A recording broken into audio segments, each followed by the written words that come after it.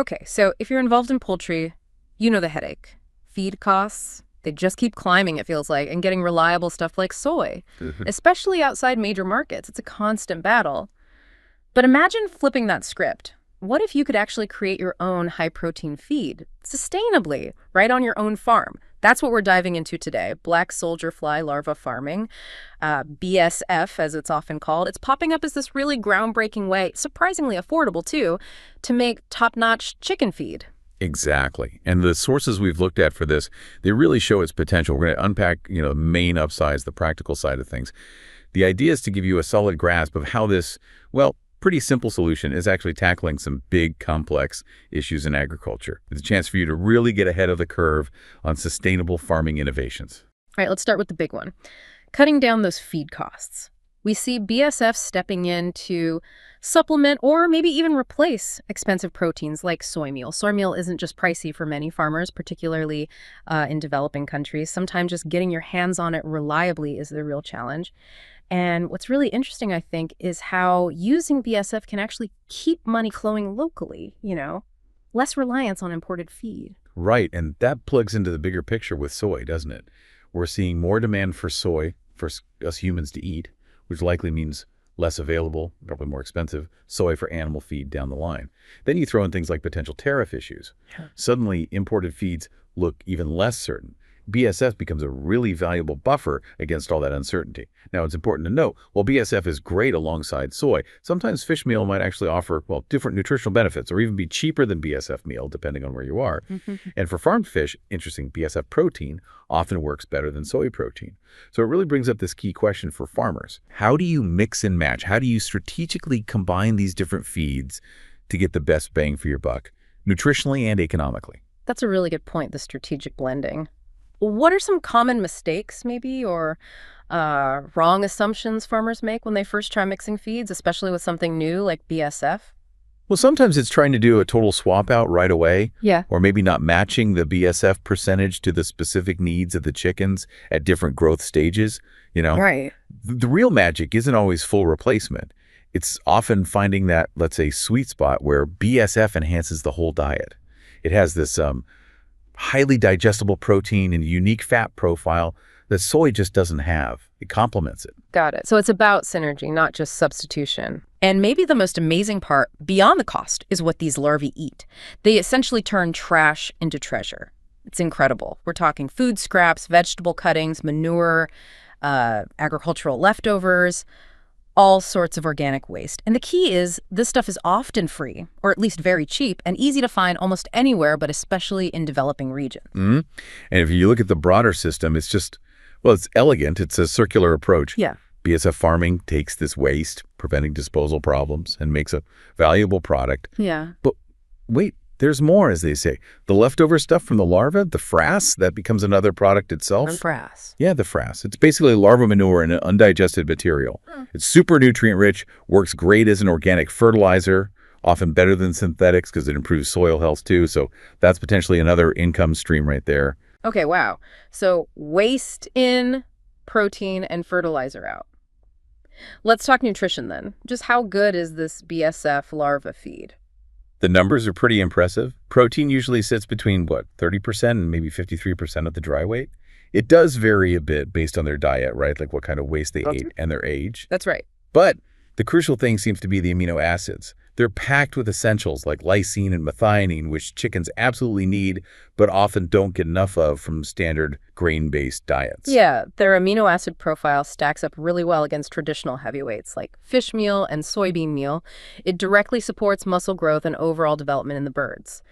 And studies are showing this translates into better growth rates, more efficient feed conversion, even better carcass quality in broiler chickens. So healthier birds, growing faster, using feed more efficiently, that all sounds good for the farmer's bottom line. Definitely. And there's another aspect too. The fats in BSF, particularly lauric acid, seem to have antimicrobial properties. Some studies suggest it can boost the chicken's immune systems. Really? So potentially fewer health issues too? Potentially, yes. Yeah. It leads to a more resilient flock overall, Right. which is a huge plus. It's not just about the protein percentage, it's the whole package.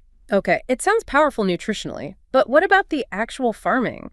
Is it complicated to set up? Our sources suggest the basic infrastructure can be pretty simple. Things like basic containers, maybe even just shallow pits, as long as you've got some shade and can manage moisture. And the flies reproduce quickly. Apparently, the larvae even sort of crawl out to pupate when they're ready, like a self-harvesting system.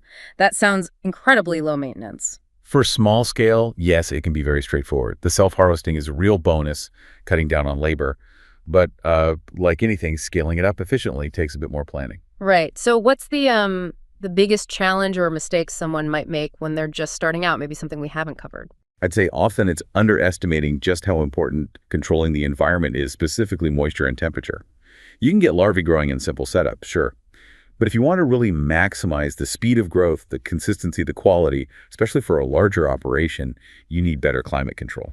It prevents things like mold, pests, and keeps the larvae in their optimal growth zone. Okay, so moving beyond the basic pit setup, what do those more professional setups look like? That's where you see people getting creative, using things like old sea containers, maybe converting warehouses or parts of greenhouses. These can be fitted out to maintain ideal temperature and humidity. Sea containers. That's clever. So they're mobile too. Exactly. That's a huge advantage. These mobile modular units mean you don't necessarily need purpose-built infrastructure on site. You can set up relatively quickly, even in areas with limited resources. These climate-controlled units really are key for predictable, high-volume, high-quality BSF production.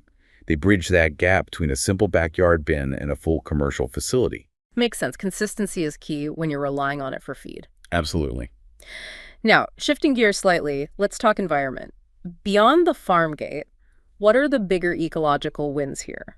Well, the obvious one is diverting all that organic waste from landfills. Landfills are major sources of methane, a potent greenhouse gas, so recycling that waste is a big deal. It absolutely is. And when you compare the resources needed to produce BSF protein versus, say, traditional soy cultivation or even fish meal production, the footprint is generally much smaller. Yeah. Less land use, less water use in many cases, and definitely lower greenhouse gas emissions associated with producing that protein feed.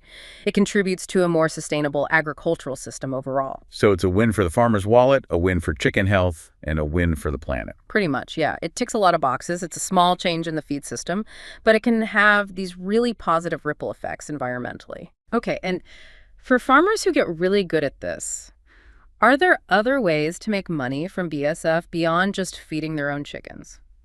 Our sources mentioned income diversification. Like, if you produce more larvae than your own flock needs, you can sell the extra to other local farmers, right? Definitely. Selling live larvae is a common starting point for extra income. But there's more. Remember the frass we talked about? Selling that nutrient-rich fertilizer is another solid revenue stream. It's becoming quite sought after in organic gardening circles. Ah, right, the fertilizer byproduct. And then you can even get into selling the BSF eggs or the tiny newly hatched larvae to neonates. These can fetch good prices from other people wanting to start their own BSF colonies. It requires a bit more expertise, but the margins can be quite good. Wow, okay. Eggs and baby larvae, too. Yeah. And finally, if you really become an expert, there's potential in offering training or consulting services to help others get started. Sharing that knowledge can be another income source. So it really opens up multiple possibilities, which kind of leads to the question, how could someone listening leverage all this, the larvae, the frass, the knowledge, for the biggest impact in their situation? That's the key question, isn't it? Thinking beyond just feed replacement. Okay, so let's try and wrap this up. What we've really explored today is how black soldier fly larva farming offers this, well, really smart, sustainable, and cost-effective path for poultry farmers.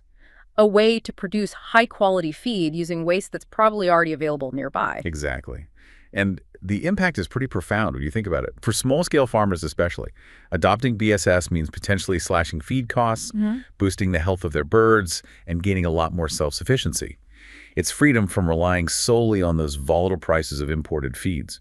It's a fantastic example of turning a challenge waste management and feed costs into a genuine opportunity. So as we finish up, here's something for you, our listener, to maybe think about. What's one small, sustainable shift you could make, maybe in your work, your community, or even just your own backyard that might lead to unexpected savings or greater self-reliance? Think about that ripple effect. Sometimes starting small, focusing on sustainability can lead to some pretty big positive changes down the road.